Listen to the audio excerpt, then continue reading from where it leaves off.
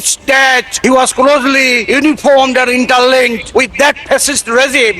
ঝিনাইদহ ৩ আসন থেকে নির্বাচিত মাননীয় সংসদ সদস্য জনাব মোহাম্মদ মতিয়ার রহমান, আপনার সময় 4 মিনিট। ধন্যবাদ। মাননীয় প্রেসিডেন্টের প্রেসিডেন্সিয়াল স্পিচের উপরে as to the best of my political inference আমি কনগ্রাচুলেট করতে পারছি না, এ কারণে যে বিগত ফ্যাসিস্ট শাসনামলে দীর্ঘ সময়ের পথ পরিক্রমায় তিনি ছিলেন ফ্যাসিস্ট গভর্নমেন্টের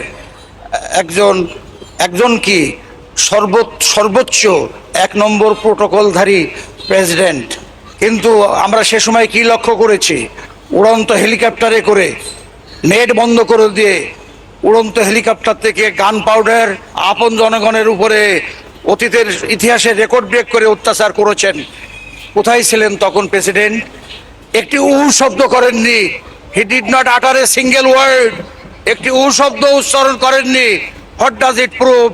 it proves that he was closely uniformed and interlinked with that fascist regime.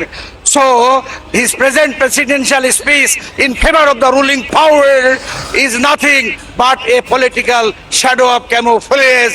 I think something hidden policy is there, shortcomings, policies and absurdities are interwoven in his speech. অতএব আমরা তাকে সংবর্ধনা বা কনগ্রাচুলেট করতে পারি না। এরপরে আমি পরিষ্কার করে বলতে চাই যে জুলাই বিপ্লবের উত্তাল দিনে ঢাকা মেডিকেল